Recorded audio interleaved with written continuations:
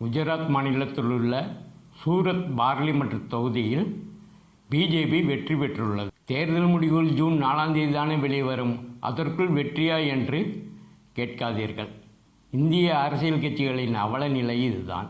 தேர்தல் வேட்புமனுக்களை வாபஸ் வாங்கும் கடைசி நாளில் காங்கிரசின் வேட்பாளர் நிலேஷ் கும்பானியின் பரிந்துரைப்பாளர்கள் முன்மொழிந்து பரிந்துரை செய்த 3 பேர்களும் வேட்புமனுவில் தரப்பட்டுள்ள தங்களின் தகவல்கள் தவறானவை என்று சொன்னதால் காங்கிரஸ் வேட்பாளர் நிலேஷ் கும்பானியின் வேட்புமனு நிராகரிக்கப்பட்டது.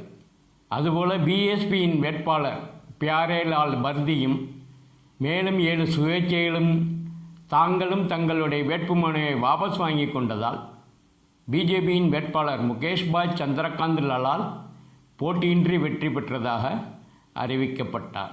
கடந்த 2019 பாராளுமன்ற தேர்தலில் பிஜேபி வேட்பாளர் தர்ஷனா ஜார்தோஸ் 7,98,651 வாக்குகள் பெற்று வெற்றி பெற்றார்.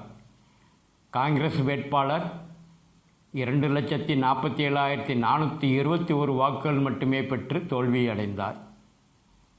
பிஜேபி வேட்பாளர் கூடுதலாக பெற்ற வாக்குகள் 5,78,430, மிக பெரும் வெற்றி.